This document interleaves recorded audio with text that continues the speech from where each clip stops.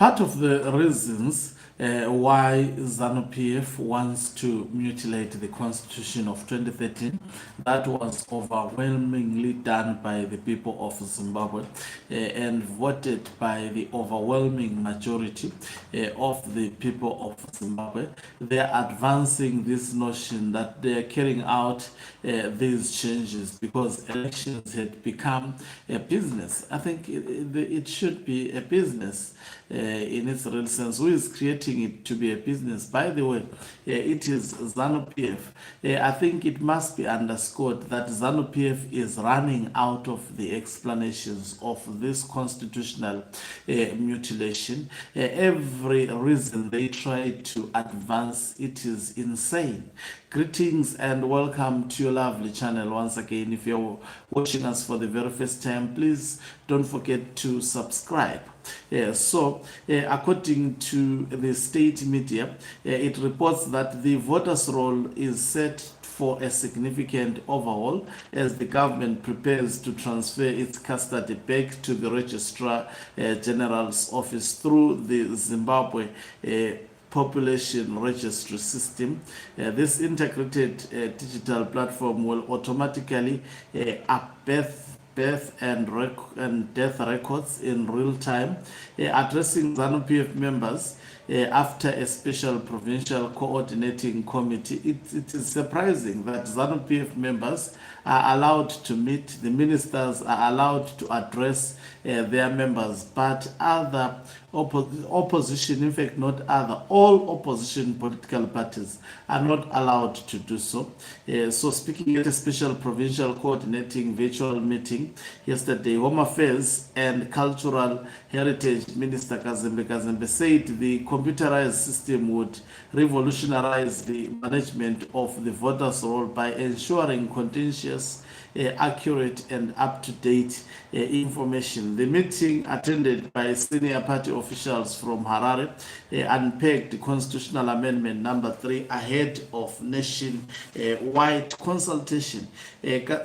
Kazembe explained that ZPPRS centralizes national data, allowing automatic update when citizens reach voting age or when deaths are registered. The system ensures that information is accurate at any given time. Updates on death registration and those attaining voting age are automatic and in real time, he said.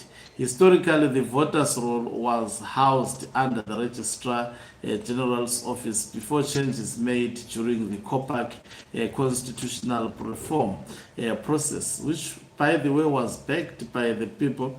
And remember, this Kazembe, who's speaking, is on record saying in 2023, Nelson Chamisa had won big, and he spent the whole night rigging the elections so that he wins the elections. It's on record. There's an audio. I think if it's not on this channel, it was on the other channel that I did play. The voters' roll was traditionally, according to Kazembe, resident with the Registrar's General Office and was changed during the, I've already read that. The development had shortfalls and challenges. The good thing about taking the voters' roll back to the Registrar General is that they have records of everyone. It is for easy rigging. I think that is what he was meant to say, for easy rigging. I mean, ZEC producing a voters' roll, it limited the chances of ZANU-PF rigging. So he says they issue birth certificates, national identity cards, and death certificates. Information is accessible at a click of a button, and the Registrar General's office will not conduct the election, even if the voters' roll is done by the Zimbabwe Electoral Commission. That, I mean, information being available by just clicking the button, that can be made easier. That can be made easier.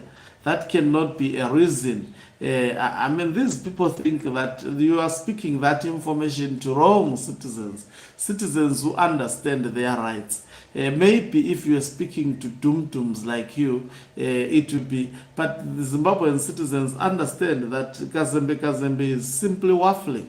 Kazembe added that opposition parties had previously pushed for the removal of the voters' roll from the Registrar General's office due to political differences with former Registrar General Mr. Tobayo Mdede. He said constitutional amendment number 3, in fact, is not actually relating the story well. The opposition pushed for voters' roll to be removed from the Registrar General because Registrar General actually made it easier for ZANU-PF to rig elections by virtue of being a ZANU-PF official. And the next officials that are actually part of the registrar, they are actually ZANU-PF officials. So they are simply restoring what the Constitution of 2013 corrected. So Mnangagwa, in essence, is bringing back the colonial constitution.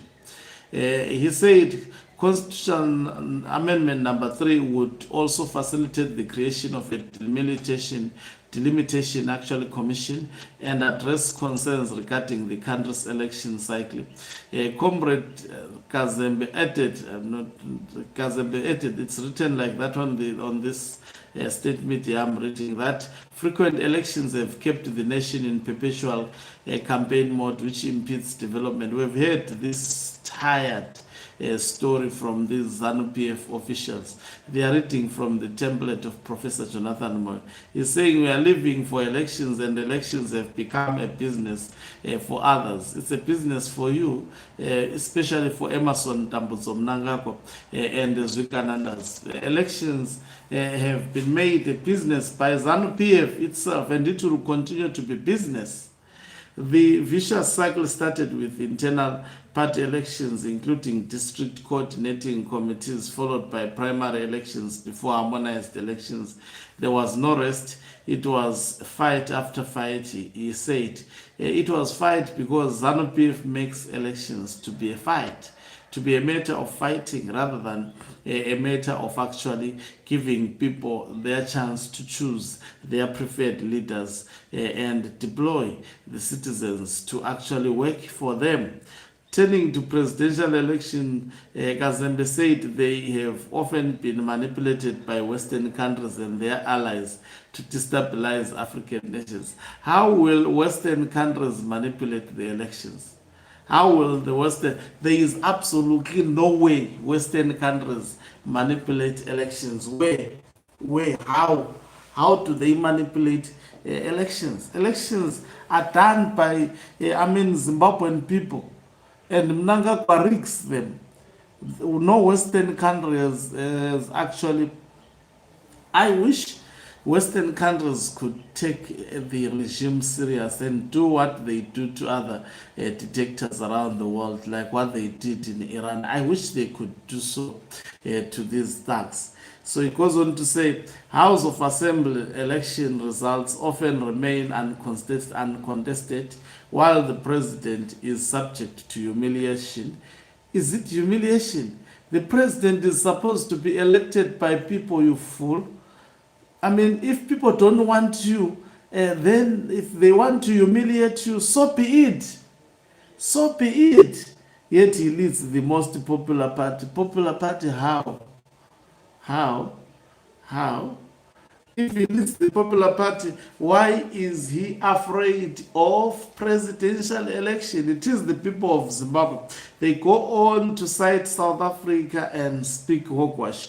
I think I cannot continue to read this hogwash for you. Thank you very much for watching us. If you're watching us for the very first time, please do remember to press the red or black subscribe button so that next time when we beam live, you become the very first one to watch us. You can financially support this channel by pressing the join button and be part of our members who are the heartbeat of this channel. You can equally do so by pressing the thanks button and send us stars. Okanqumbu Mhlabane is signing off. Let me love and leave you. Let's meet on the other